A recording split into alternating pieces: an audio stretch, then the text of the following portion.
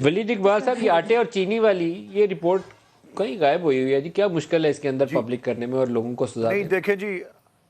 میں اس کا بالکل مختصر جواب دینا چاہتا ہوں کیونکہ میں نے ایک اور بات ضروری سمجھتا ہوں کیونکہ کرنی ہے ابھی پیچھے خرم صاحب نے جو کی اور دونوں مہمانوں نے جو کی.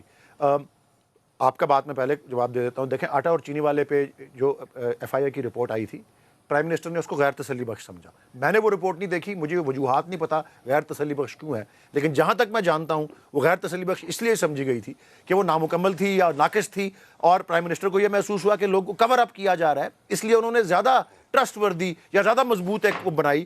جس کو مزید کل پرسوں کیبنٹ نے اور بلکہ اس کو انکوائری کمیشن میں تبدیل کر دیا، جو ایک جو بھی انویسٹیگیٹنگ ایک بنی ہوئی تھی ایف آئی اے والے جو صاحب ہیں واجد زیاد صاحب ان کے لیے. تو وہ خود کہہ چکے ہیں، حکومت ایک بار نہیں 10 بار کہہ چکی ہے کہ اس کے جو بھی نتائج ہوں گے اس کو منظر عام پہ لایا جائے گا. تو اس لیے باقی کچھ کہنا قبل از وقت ہے. میں صرف رضا باقر صاحب کا کیونکہ ذکر آیا، میں ضرور سمجھتا ہوں کیونکہ اس میں تھوڑا سا پرسنل ایلیمنٹ بھی ہے اور تھوڑی سی پالیسی کی بات بھی ہے. میں دونوں کو ایڈریس کرنا چاہتا ہوں. رضا باقر صاحب کو میں پرسنلی جانتا ہوں، میرے ساتھ اسکول میں پڑھتے تھے، وہ بہت اچھی فیملی سے تعلق رکھتے ہیں، لاہور سے ہی ہیں، اور 2-3 سال مجھ سے پیچھے تھے اسکول میں. ان کی امی ہماری ٹیچر ہوتی تھیں، اور کیونکہ ایک پرسنل ریلیشن شپ انوالوڈ ہے، میں تفصیل میں نہیں جاتا، لیکن جو ایک وہ اوورسیز پاکستانی کے طور پہ انہوں نے بے پناہ ترقی کی، دنیا کی اعلیٰ ترین یونیورسٹیوں سے پڑھے ہوئے ہیں،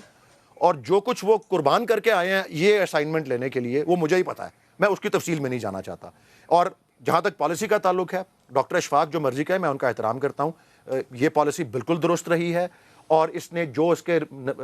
انفلیشن کے دور میں انٹرسٹ ریٹس کے لیول کو ایسا رکھنا ہائی، اور یہ دنیا بھر کے ملکوں میں ہوتا رہا ہے، اس کے کچھ تھوڑے سے نقصانات بھی ہوتے ہیں، اس کے کچھ فائدے بھی ہوتے ہیں. اس کے فائدے اچیو ہوئے ہیں، اور یہ جو ابھی پچھلے 4 دن میں جو ہوا ہے اس کا تعلق کسی اس پالیسی سے نہیں ہے. دنیا بھر میں ایکوٹی مارکیٹس نیچے گری ہیں، شیئر سٹاک ایکسچینجز نیچے گرے ہیں، پاکستان میں بھی گرے ہیں. سر ہاٹ منی میں 3.2 بلین ڈالر آپ 13.25% پہ لگوائیں گے تو پھر ایسا کیوس آئے گا، آپ کو اینٹیسپیٹ کرنا چاہیے تھا. میں عرض کرتا ہوں، نہیں میں یہ آپ کو بتاتا ہوں وجہ کیا ہے. جب بھی ایکوٹی مارکیٹس گرتی ہیں لوگ سیف ہیونز میں جاتے ہیں، لوگ گولڈ میں جاتے ہیں اور لوگ ہارڈ کرنسی میں جاتے ہیں. پاکستانی انویسٹرز نے شیئر سے پیسے نکال کے ڈالروں میں ڈالنے شروع کیے ہیں، اس کی وجہ سے ڈالر اوپر